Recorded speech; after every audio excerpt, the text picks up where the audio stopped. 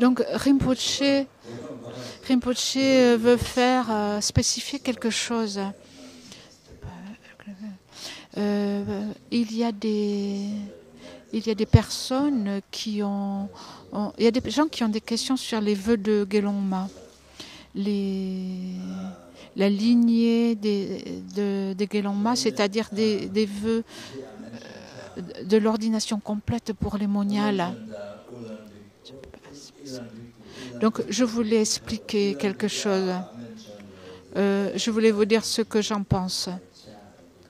Donc, j'ai mentionné hier la Coupe du Monde, les Jeux Olympiques. Les Jeux Olympiques, c'est vraiment un jeu de bébé. C'est vraiment très puéril à côté de la pratique, en fait. Ce que je veux clarifier, c'est que les sanghas en Occident, ceux qui deviennent sanghas, c'est-à-dire qui prennent les vœux de moines et de moniales, en Occident, en fait, en Occident, par exemple, les champions de foot, c'est comme des dieux, en fait.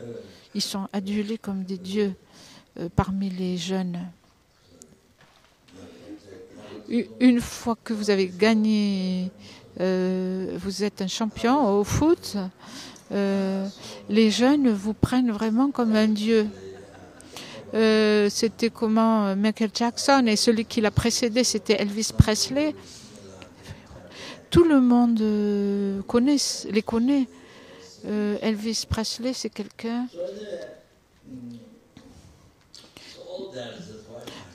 Donc il y avait des gens qui essayent d'être comme lui, de chanter ses chansons, qui l'imitent. Tout ça, en fait, c'est pour l'attachement. C'est pour les Jeux Olympiques, la Coupe du Monde, tout ça, en fait, c'est juste pour l'attachement. C'est rien de nouveau. C'est pas très différent de ce qu'on fait d'habitude. C'est simplement de l'attachement à cette vie. C'est-à-dire, c'est les préoccupations mondaines complètement noires, c'est-à-dire négatives. C'est ça la motivation. Fondamentalement, l'esprit, c'est ça, l'attachement. Ce que je veux dire, c'est que vous utilisez votre vie entière, que vous voliez dans le ciel, quoi que vous fassiez, vous vivez sans tout mettre les pieds par terre. Vous pouvez voler comme un oiseau. Nous avons déjà été des oiseaux un nombre incroyable de fois, illimité de fois. Nous étions nous avions été des oiseaux. Dans d'innombrables fois, on a volé haut dans le ciel. Quelquefois même, on s'est mis dans la roue d'un avion et on a volé très loin.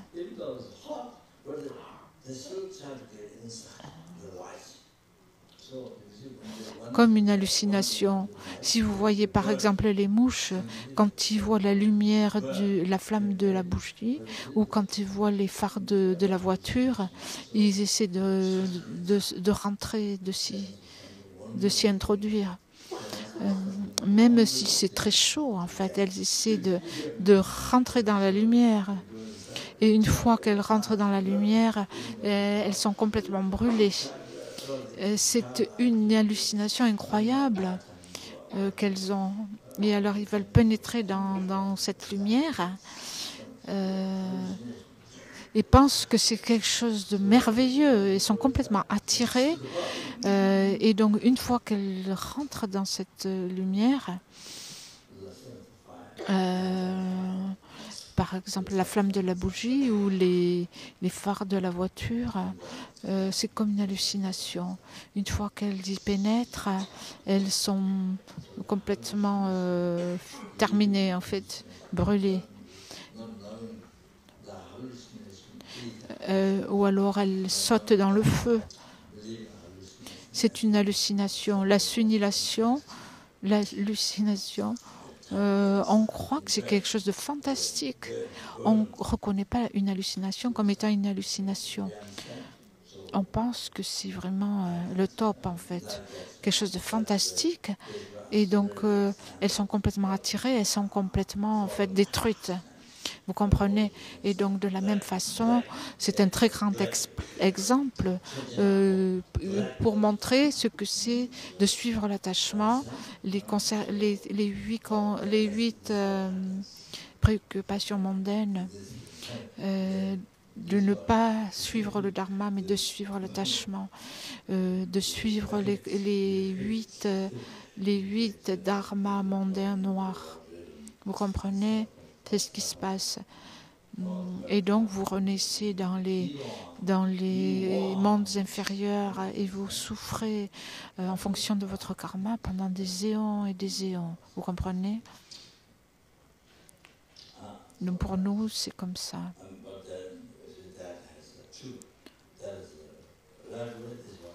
Et donc, il y a deux.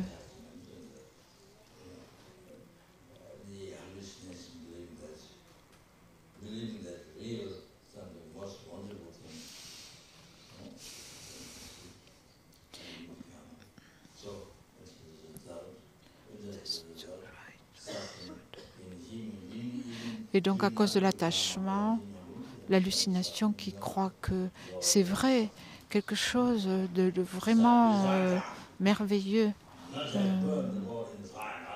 Donc, le résultat, c'est un karma. On s'engage dans le karma négatif. Le résultat, c'est la souffrance.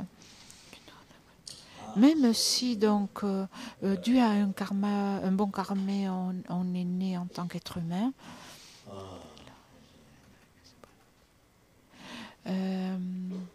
et donc le résultat, c'est pas simplement de se brûler, mais c'est aussi de tomber dans des royaumes inférieurs. Et donc de cette façon, on peut voir les inconvénients des perturbations mentales, de suivre l'attachement et la colère, particulièrement l'attachement. Si vous regardez le poisson, vous mettez un poisson, donc vous avez un hameçon pour attraper le poisson. Vous attachez le verre à l'hameçon. Et donc, imaginez le poisson qui se fait attraper, qui mord à l'hameçon. Imaginez un morceau de fer qui vous transperce le corps, comme ça, qui vous transperce le corps. Comment vous vous sentirez?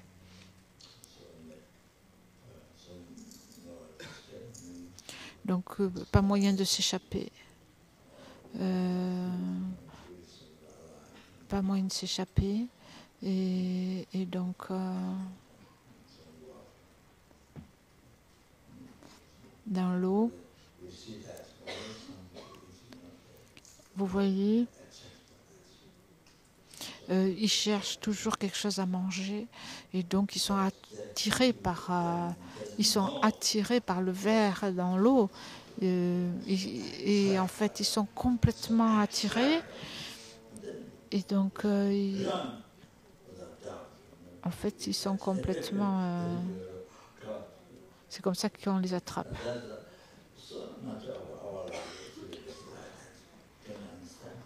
Et donc, notre vie est dans une grande mesure pareille à cet exemple. En fait, la vie samsarique, elle est pareille à les activités de notre vie, elles sont comme cet exemple.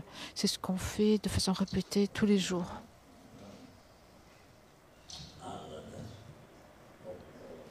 Et donc, sans réaliser, en fait, sans reconnaître, comme un poisson qui est comme un poisson qui se laisse prendre un hameçon.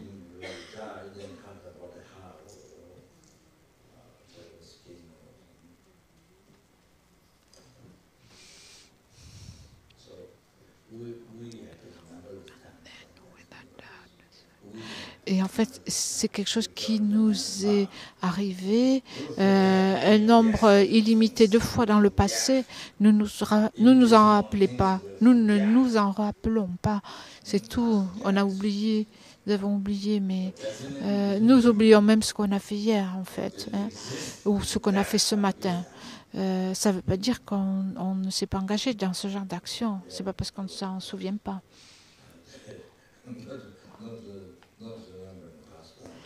Bien sûr, on ne se souvient pas.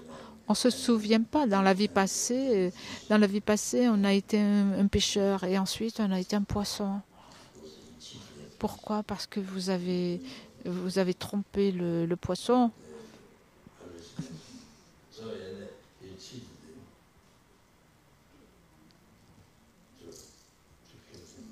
En fait, vous les avez attrapés et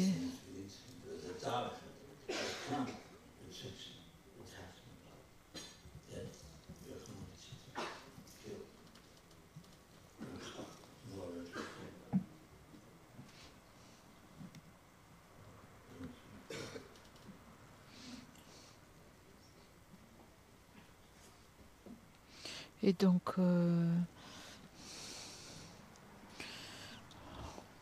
vous les avez trompés pour les tuer, pour les attraper, c'est comme ça. Ils ont pensé il y a quelque chose à manger et ils se sont laissés attirer par ça et ils ont été complètement trompés par vous et ils ont été tués. Ils sont attrapés sans pouvoir s'échapper. Un exemple, une éléphante, c'est-à-dire un éléphant femelle, elle fait du bruit pour attirer le mâle. Elle fait du bruit pour l'attraper, pour l'attirer.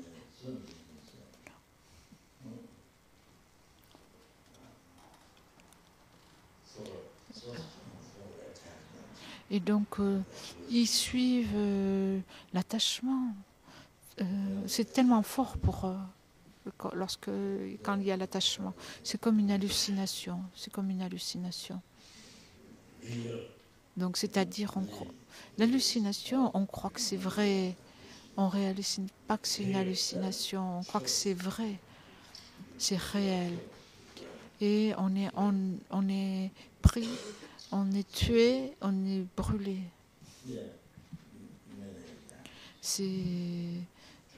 Il y a beaucoup d'exemples comme ça dans notre vie. Des exemples qui illustrent notre vie. Tout le temps, tous les jours, c'est comme ça.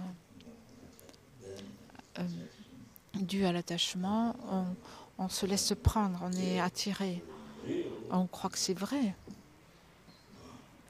Et on est perdu. On se perd.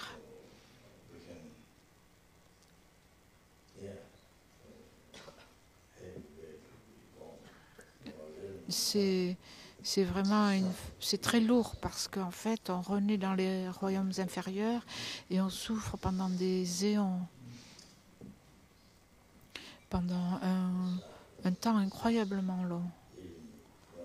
Et c'est incroyable. Même lorsqu'on renaît comme être humain, il y a tellement de souffrances et de problèmes.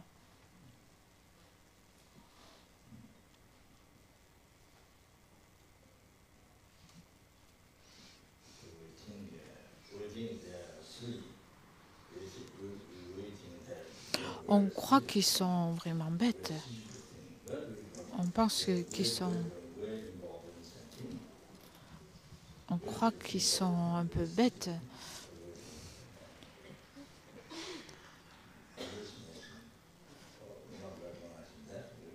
Mais en fait, nous faisons la même chose. On pense que c'est un peu absurde ce qu'ils font. Mais en fait, nous nous laissons prendre de la même façon. On fait la même chose. C'est une hallucination que nous ne reconnaissons pas et nous y croyons à cause de l'attachement. Et continuellement, nous créons un karma négatif très lourd.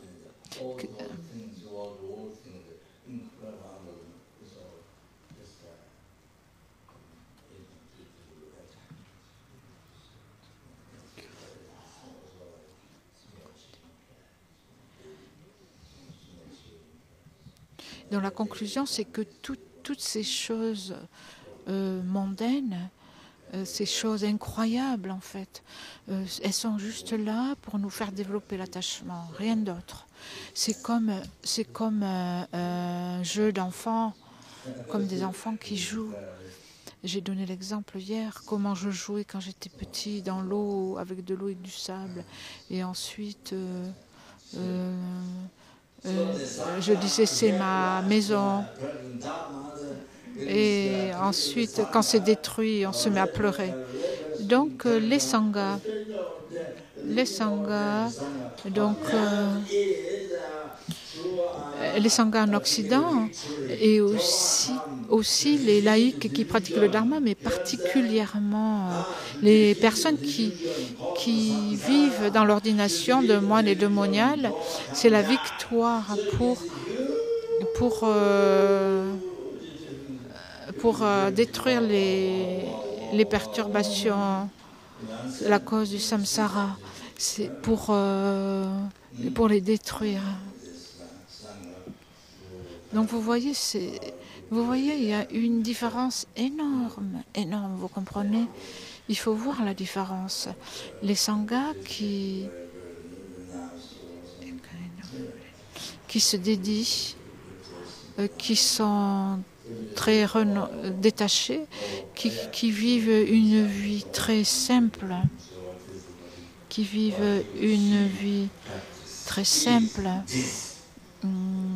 qui deviennent sanghas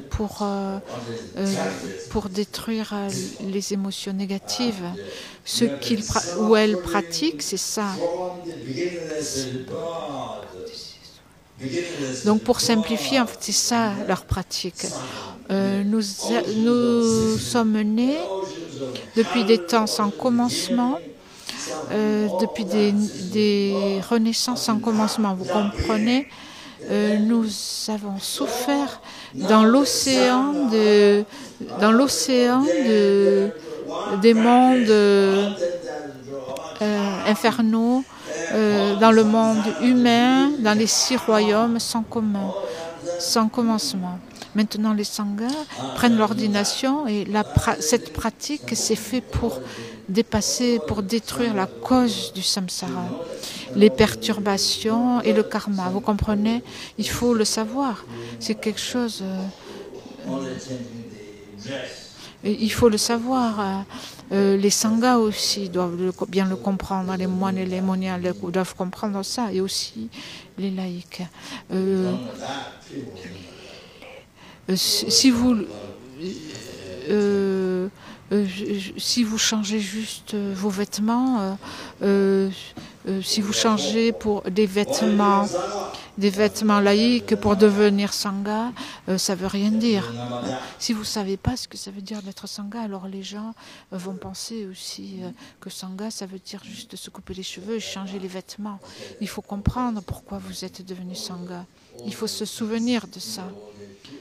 C'est pour ça que je dis... toutes ces choses, c'est rien. Les choses pour lesquelles on pleure. Toutes les choses que les gens du monde pensent sont très importantes. En fait, c'est rien. Ce sont des jeux d'enfants. C'est être comme un servant, un serviteur, un esclave des perturbations. Un esclave des perturbations. Il faudrait que je fasse plus de bruit, comme ça vous comprenez bien ce que je dis.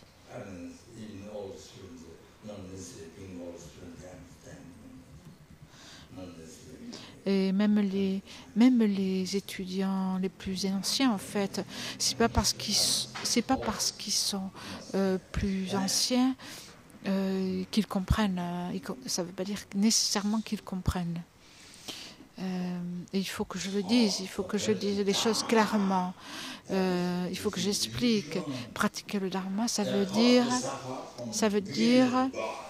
vaincre les perturbations, ce qui est la cause de votre souffrance depuis des renaissances sans commencement. Et maintenant, si vous ne pratiquez pas le dharma dans cette vie, rien ne va se passer. C'est comme si vous n'aviez pas rencontré le dharma. C'est comme si vous n'aviez pas pratiqué le dharma. À ce moment-là, si vous ne pratiquez pas le dharma, vous allez souffrir sans fin dans l'océan des six mondes de souffrance sans fin. Vous comprenez? Donc les êtres humains, tous ces petits problèmes,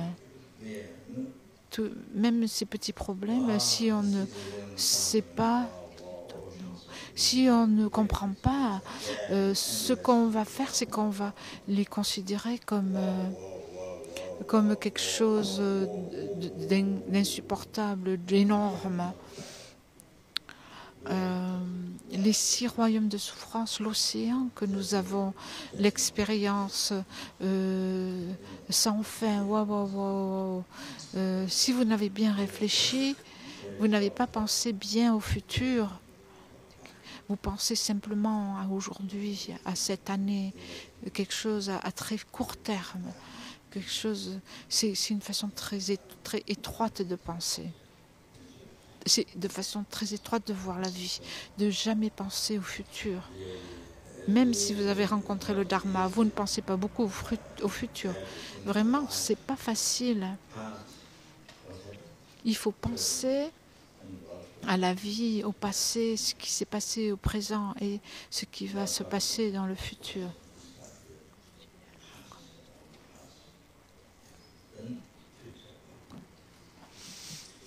Il faut penser pas juste le passé, le présent, le futur de cette vie, le passé et le futur de ce qui sera après cette vie. C'est pas facile, hein, vraiment.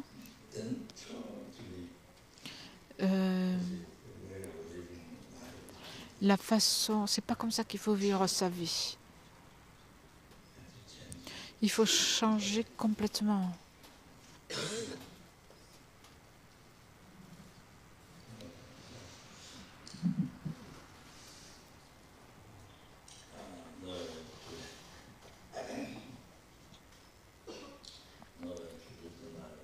C'est pas une façon de vivre sa vie.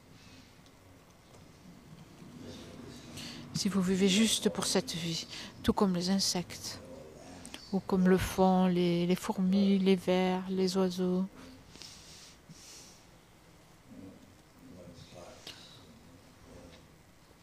comme les limaces, les moustiques, c'est pareil. Si vous pensez qu'à cette vie, c'est pareil, juste à obtenir à manger, trouver à manger, rien d'autre. Donc il faut changer, il faut transformer ces dharmas mondains noirs.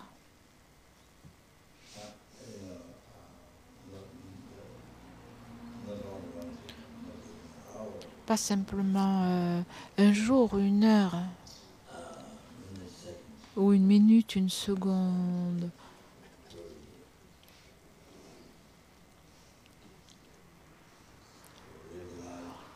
On ne peut pas supporter, c'est insupportable de vivre sa vie avec les 8 dharmas mondains noirs. Ne serait-ce qu'un jour, même une heure, une minute, une seconde, c'est insupportable.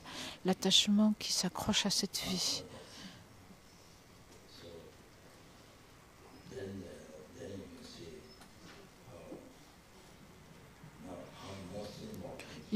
Vous voyez comme c'est très important, incroyablement important. Je ne parle pas des souffrances des royaumes inférieurs, de tous les détails de ces souffrances. Je ne parle pas de ça. Mais sans parler de ça, une fois qu'on a rencontré le dharma, c'est tellement important, c'est tellement chanceux en fait. Avoir rencontré le dharma, pour nous, c'est comme un rêve.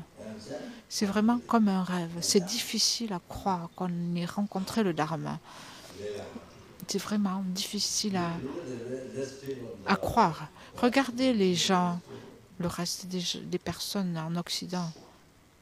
Regardez.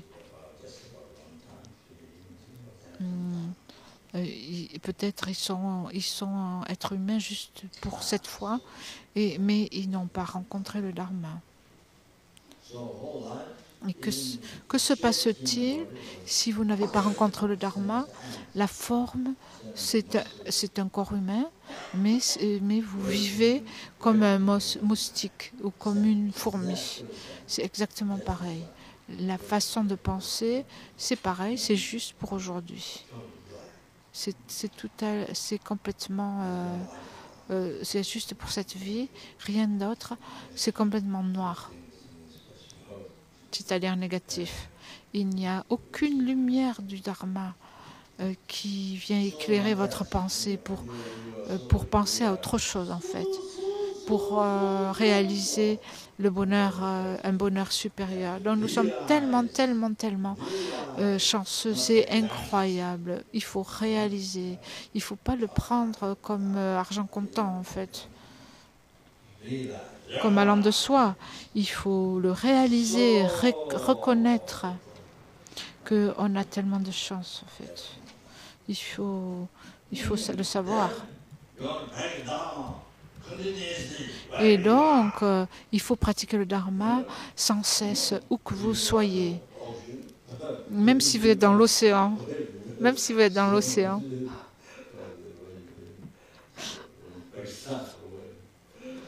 Il faut pratiquer, il faut pratiquer le Dharma où que vous soyez. Quoi que vous fassiez, quoi qu'il se passe pour vous, il faut pratiquer le Dharma. Tout le temps, vous comprenez?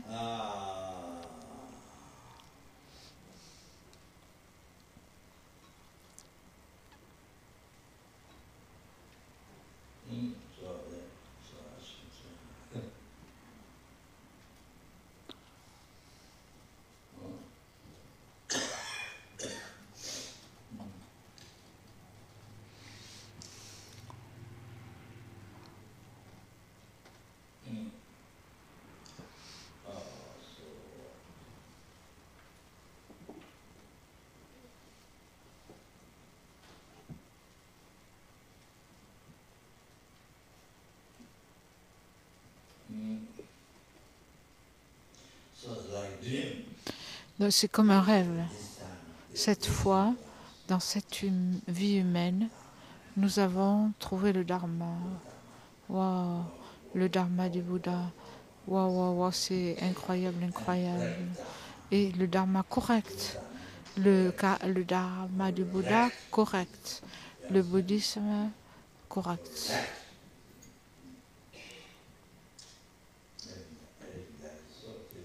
Même ça, c'est tellement difficile de trouver le bouddhisme correct. Même si on appelle ça bouddhisme, quelquefois, ça peut être rempli d'idées fausses, de pratiques erronées. Quelque chose qui est correct.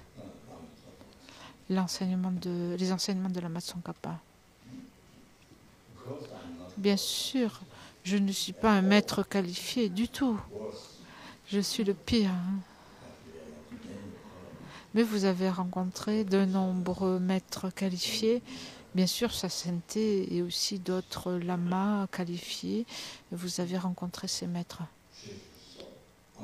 Il faut vous sentir vraiment très fortuné d'avoir rencontré des maîtres, des gourous du Mahayana parfaitement qualifiés, qui révèlent pas simplement les 4 nobles vérités qui vous permettent de vous libérer des océans de souffrance de l'existence cyclique. Non seulement ça, mais vous avez rencontré le maître du Mahayana qui révèle le sentier entier vers l'éveil sans aucune erreur.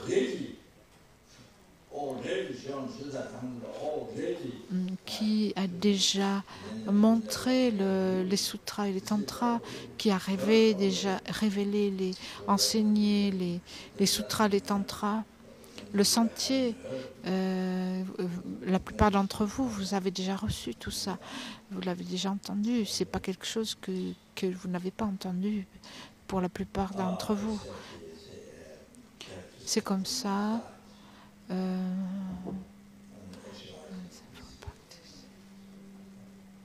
Donc, sauf que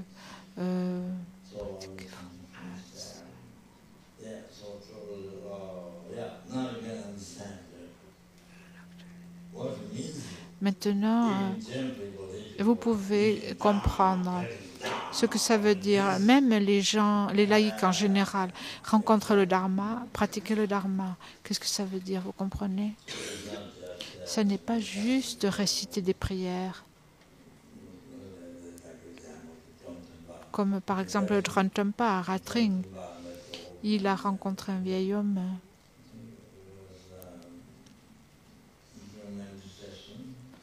Il méditait. Et il lui dit, qu'est-ce que tu fais? Et il dit, je médite. Il dit, ben c'est bien, tu médites, c'est bien, mais ça serait mieux si tu pratiquais le Dharma. Et donc ce vieil homme s'est dit, peut-être je ferais mieux de lire des textes alors. Et donc il a commencé à lire des textes. Et donc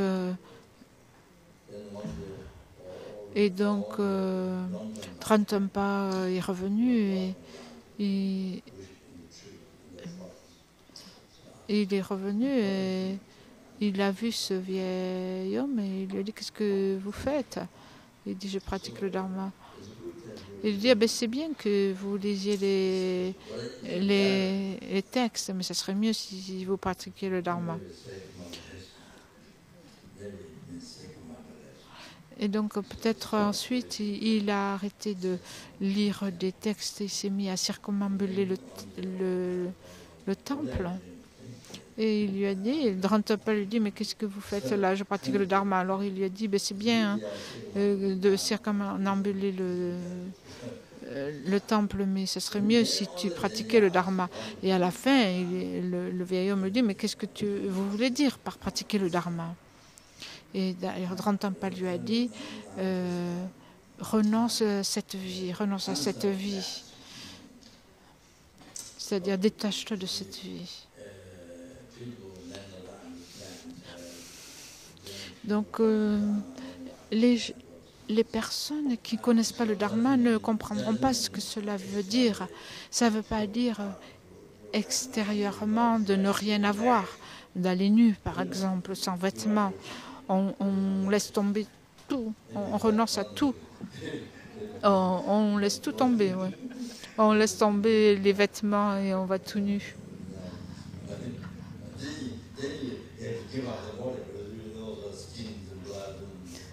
À ce moment-là, il faudrait aussi renoncer au corps, laisser tomber sa peau, son corps, sa chair, son sang. Et il faudrait... il faut abandonner ses yeux. Il faudrait renoncer à ses yeux. Ce que ça veut dire, il faut renoncer aux causes du samsara. Pourquoi on fait l'expérience des souffrances du samsara, l'existence cyclique? Pourquoi? Ça vient du karma et des perturbations de l'esprit. Donc, il faut renoncer au karma et aux perturbations de l'esprit. La cause du samsara, c'est-à-dire des océans de souffrance. Particulièrement, il faut abandonner, laisser tomber l'attachement à cette vie. Et aussi, ça inclut aussi la colère, particulièrement l'attachement aux 8 préoccupations, aux 8 dharmas noirs. C'est ça, en particulier renoncer à cela. Ce qu'on entend par ça, ça veut dire les actions qui ne sont pas souillées par ces 8 dharmas noirs en fait, deviennent pures, deviennent vertus et deviennent cause de bonheur dans la vie suivante. Sinon, vos actions ne deviennent pas des causes de bonheur.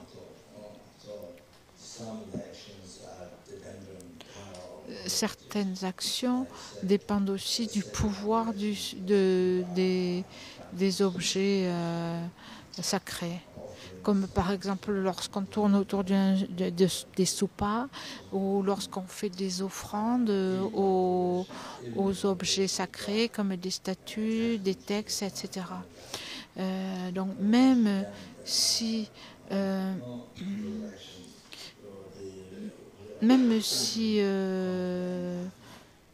la motivation est pas bonne, en fait, ces actions, elles deviennent une cause d'éveil. Elles deviennent une cause d'éveil, une cause de se libérer du samsara et pour atteindre l'éveil.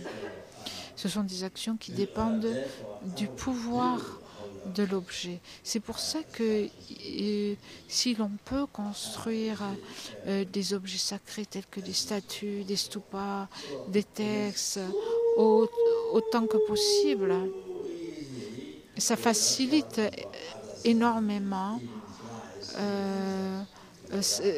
notre sentier, à nous, aux êtres, même aux insectes comme les mouches, les insectes, etc., qui peuvent tourner en fait autour des objets sacrés. Même les toucher ou tourner autour crée la cause de l'éveil. Ça crée la cause de l'éveil pour tous les êtres. C'est incroyable, incroyable, incroyable. Juste regarder ces objets sacrés, ça purifie vos obscurcissements et votre karma négatif. Juste en les regardant, en les voyant, le mérite.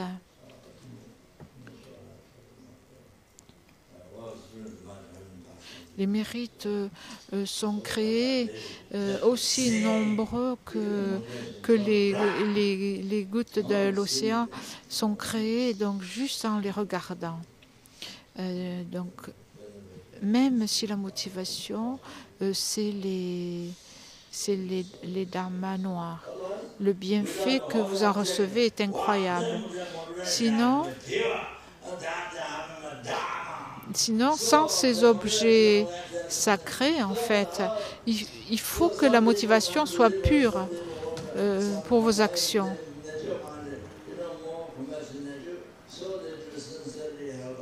Les personnes qui n'ont pas rencontré le Dharma, leur motivation, c'est seulement l'attachement. Il y a des personnes, des non-croyants. La nature de leur esprit est plus compatissante en fait. Ils sont vraiment, et c'est vraiment sincèrement d'aider les gens, les animaux. Ils créent un certain mérite. Parce que en fait leur esprit a la compassion et ils ne sont pas gouvernés par la pensée du chérissement de soi. Ils pensent au bonheur d'autrui sans égoïsme. Donc il y a des gens comme ça, mais la plupart des gens c'est pas comme ça, ne sont pas comme ça. Jour et nuit, ils s'engagent dans la non-vertu. Leur vie entière, en fait, qu'ils soient billionnaires, millionnaires, milliardaires, quoi que soit leur aspect extérieur, qu'ils soient rois, reines, peu importe. Donc, je vais m'arrêter là.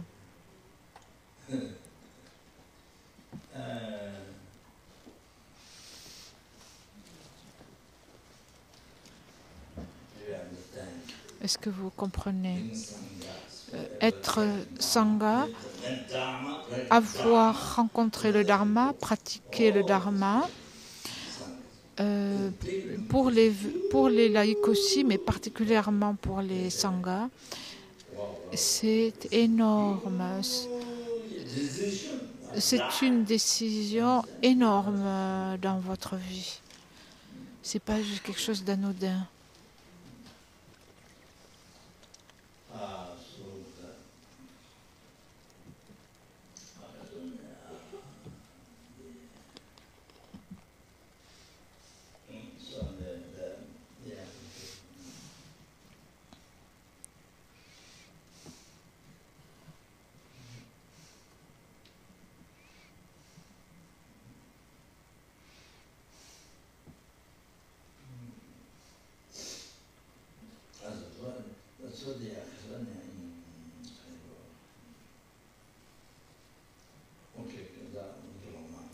Donc pour parler des Gelongma,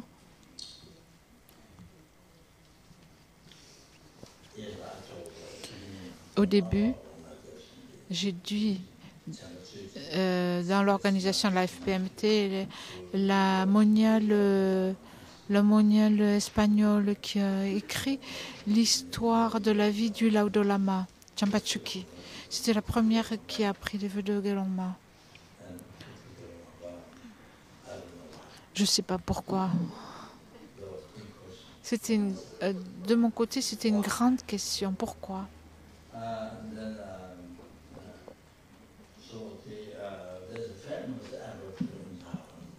À Taïwan, il y a un abbé très connu.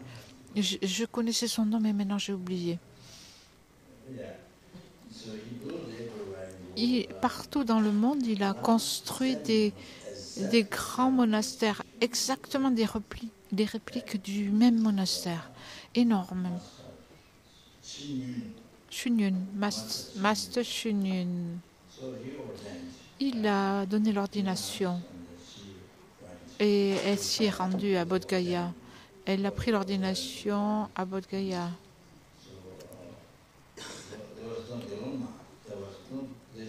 Il n'y avait pas de Gelongma dans les maîtres qui donnaient l'ordination. Il n'y avait pas de Gelongma.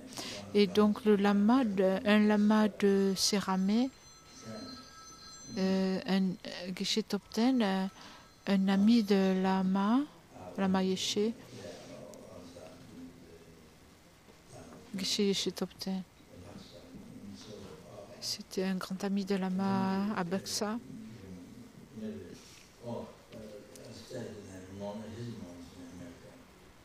Il avait une connexion avec cet abbé parce que il est resté dans son monastère aux États-Unis. Il y avait aussi Geshe Losang Tsuchim de Los Angeles. En fait, il est devenu laïque, il travaillait à l'hôpital. C'était un Geshe Larampa au Tibet. Quand je suis arrivée à Londres la première fois, il est venu avec des momos, avec un grand sac de momos. Il est venu de l'hôpital. Je crois qu'il faisait le ménage. Il avait un costume bleu.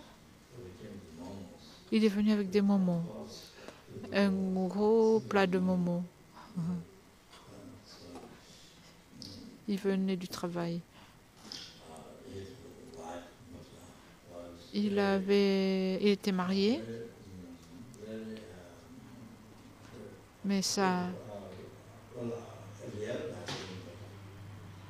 femme était très, très égoïste. En réalité, je ne sais pas, mais c'est ce qui apparaissait. Très puissante, en fait, très power.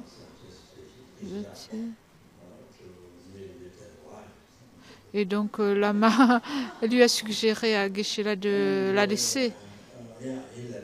Et il l'a laissé.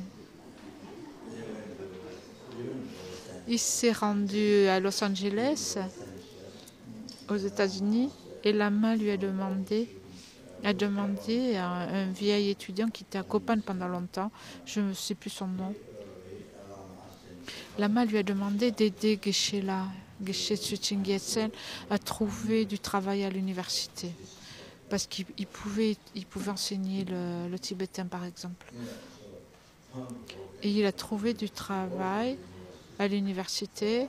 Il a travaillé pendant un moment. Ensuite, il a arrêté. Il a ouvert un centre.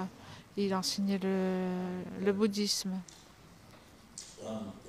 Lama lui a donné son vêtement. La couleur était jaune. C'était jaune, c'était un peu comme les vêtements des musulmans longs. Et donc Lama lui a donné ça. Et quand il est venu, Geshe Gelsen, lorsqu'il est venu à Vajrapani pour donner un cours, il portait cette robe.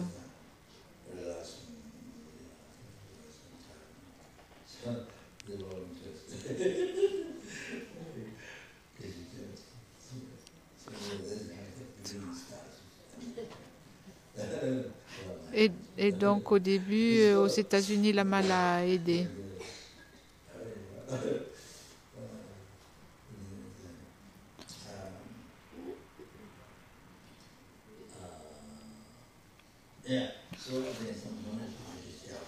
Donc il y avait une connexion avec Geshe Gelsen.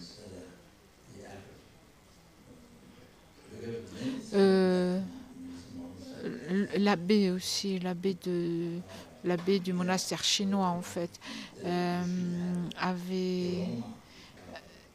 l'abbé avait une connexion avec Geshe Gelsen. Et moi aussi, je restais à ce monastère à Los Angeles. Et il a dit, vous devrez avoir des bhikshunis, des gelongma. Non. Non, en fait, c'est Geshe Gelsen qui a dit à cet abbé, en fait, lorsque vous donnez les vœux de Gelongma, il faut avoir des Gelongma et des Gelong. Il faut des moines et des nonnes pour donner l'ordination.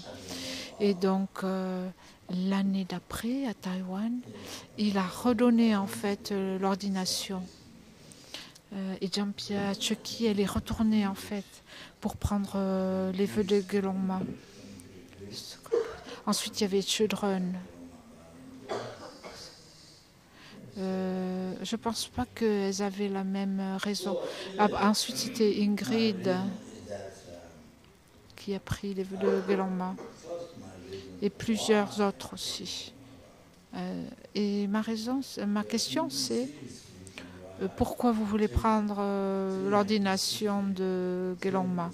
Est-ce que vous pensez sérieusement à prendre 365 vœux, 366? Est-ce que vous pensez vraiment à garder tous ces vœux? Je ne sais pas si elle pense à garder les vœux ou si elle pense à la réputation et à être respectée. C'est comme vous mettez le dingwa et comme ça vous avez beaucoup de place pour vous asseoir. Le dingwa, c'est le tissu rouge que les moines et nonnes mettent par terre pour s'asseoir. Et donc vous prenez votre place quelque part. Est-ce que c'est la réputation? Si c'est la réputation, en fait, c'est comme les animaux, ceux qui n'ont pas rencontré le Dharma. La réputation pour votre bonheur de cette vie. Juste pour le bonheur de cette vie. Donc c'est comme les insectes.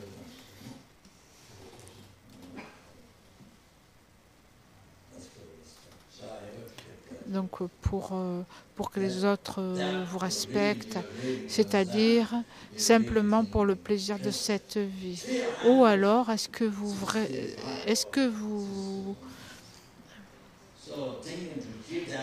êtes vraiment intéressé dans les préceptes 365, 366 et vous pensez à les garder tous? J'ai vraiment des doutes.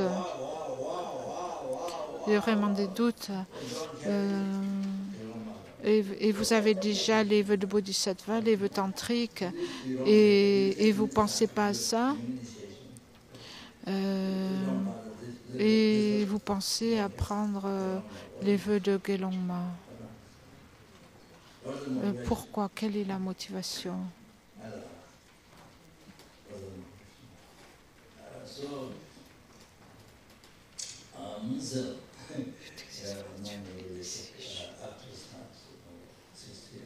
Il y a une moniale qui s'est appelée Munsel, C'est quelqu'un qui travaille vraiment très dur, qui vivait dans ma maison à Aptos pendant 6 ans. Et elle offrait les bols d'eau. Elle est américaine, mais son maître a construit le monastère aux 1000 Bouddhas. Et il est décédé.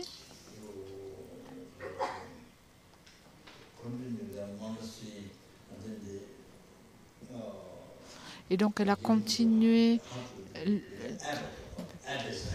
Et en fait, on lui a donné la tâche d'être abbesse du monastère, de guider les autres en fait, de continuer le monastère. Et elle est devenue abbesse.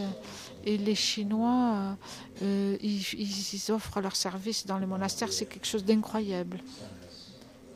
Les sanghas, les moniales. J'y suis allée à la nonnerie, je suis restée par là-bas. Donc les moniales vraiment offrent beaucoup de services, servent. Et donc les gens viennent, ils font des offrandes, des prières, etc. Et donc Munsel, elle était l'abbesse. Et donc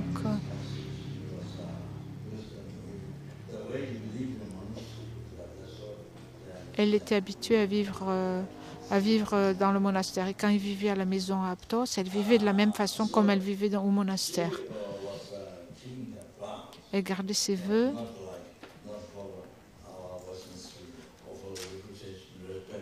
Elle gardait vraiment les vœux, pas simplement comme les occidentaux, les étudiants occidentaux pour la réputation, pour le respect, avec un esprit mondain.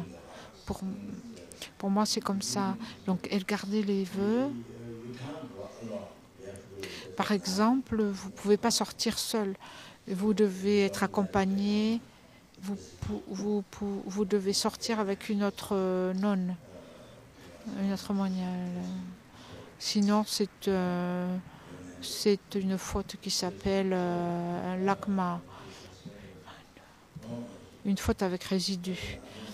Et donc les Gelong en ont 13, les Gelongma en ont plus.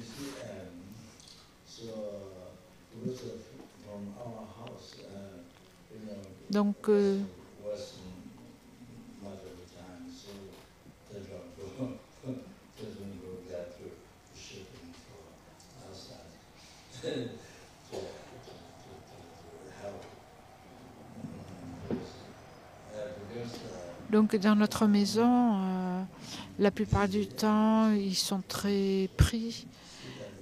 Et ils ne sortent pas vraiment pour faire des courses.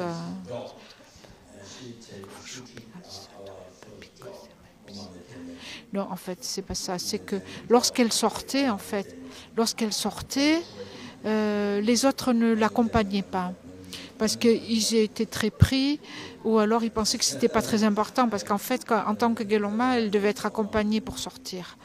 Mais ce qu'elle faisait, c'est qu'elle prenait le chien. Elle a pris le chien qui s'appelait Omani Pemehong.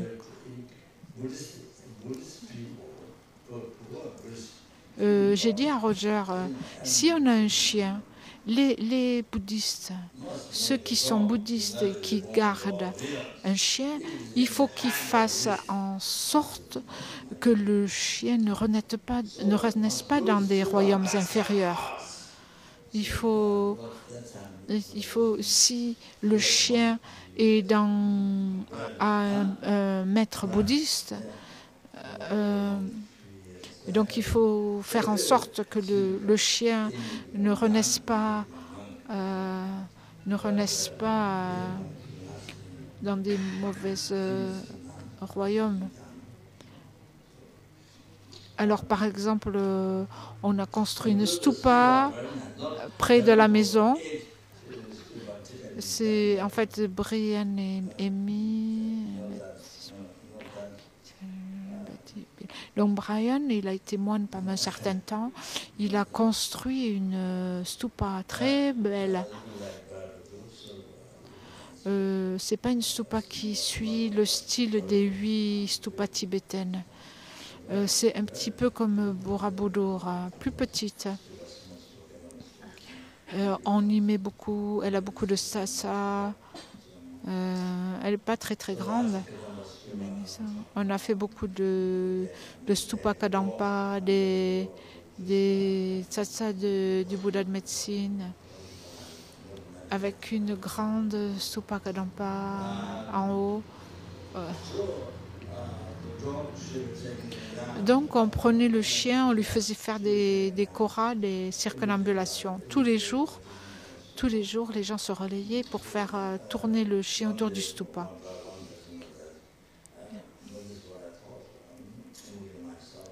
Et moi y compris. Mais ça, c'était le plan. Mais en fait, ça ne s'est pas passé exactement comme ça. Mais il y a des gens qui ont fait tourner le chien autour du stupa. La plupart du temps, c'était Annette, la moniale suisse, qui est aussi la cuisinière. C'est surtout elle qui a fait tourner le chien. Le chien est mort. Le chien est mort, j'étais pas là. Et il est mort comme s'il dormait en fait. Oli a dit que c'est comme s'il dormait. Son visage n'a pas changé pendant 3 jours.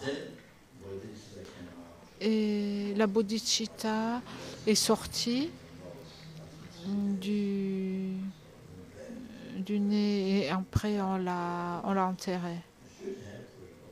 Et je pense qu'il devrait avoir une bonne renaissance. Il a tellement tourné autour du stupa. Si c'est dans les mains des bouddhistes, il faut lui donner des empreintes du dharma autant que possible, lui réciter des mantras, particulièrement les mantras de Maitreya, du Bouddha de la médecine, Om Mani Padme Hum, le Stainless Pinnacle, même si on ne fait pas beaucoup de prières, de l'amrim,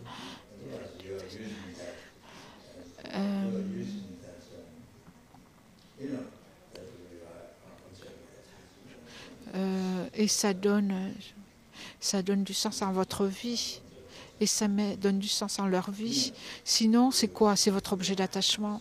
C'est rien de spécial. C'est juste un objet d'attachement que vous utilisez pour votre bonheur. C'est comme avoir un enfant. Oh, vous faites un enfant. Oh, c'est extraordinaire. En fait, c'est quoi? C'est pour votre bonheur. C'est juste ça. C'est pas tellement pour le bonheur de l'enfant. C'est pour vous, pour votre propre bonheur. Et les gens sont contents dans la famille.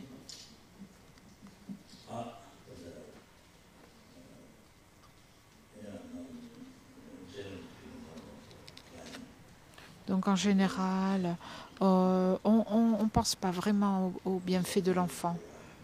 C'est plus particulièrement pour votre propre bonheur, à vous.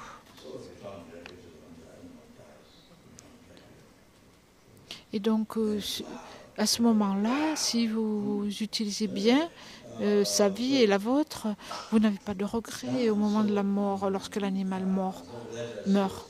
Tout s'est bien passé, en fait.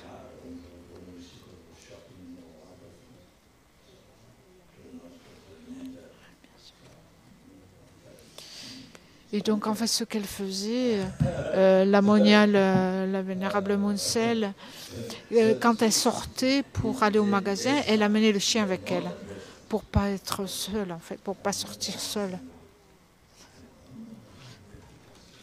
Donc les autres, donc ils étudient, ils connaissent leurs préceptes, mais la plupart de nos sanghas, je ne sais pas même s'ils connaissent, s'ils les lisent les préceptes. 365. Sa sainteté a dit, les Theravada, les Chinois, les Tibétains, s'ils se rassemblent et s'ils sont d'accord en assemblée, une grande réunion de toutes les différentes traditions bouddhistes. Et s'ils sont d'accord, alors à ce moment-là, on acceptera les vœux de Gelongma dans la tradition tibétaine. Une fois, il y a eu une réunion à Dharamsala. Et donc, il y a certaines moniales occidentales qui ont vraiment insisté, qui ont fait la publicité. Mais bon, moi, ce que je pense, c'est qu'il y a les vœux de Bodhisattva, il y a les vœux tantriques. Il y a tellement à pratiquer. Mais on ne pense pas à ça. C'est très bizarre. Désolé, le temps, c'est déjà l'heure. Mais je pense qu'il faut faire attention aux vœux de Bodhisattva, aux vœux tantriques et étudier dans votre centre avec les geshe ou avec d'autres, avec des étudiants. Il faut étudier plutôt que de chercher à prendre les vœux de Gelongma.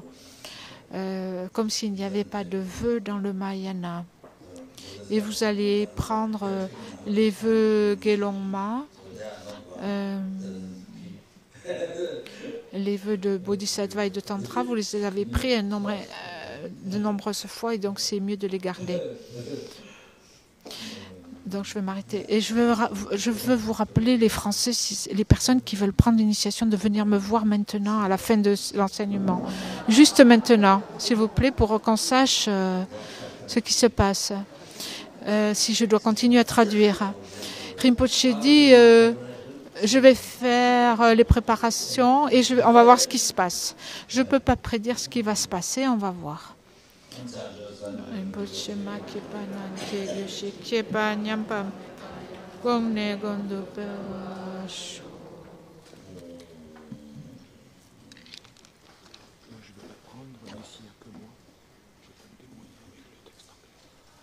Non, mais je te traduis. Je ne peux pas parler. On est sur Internet avec ça. 1 minute.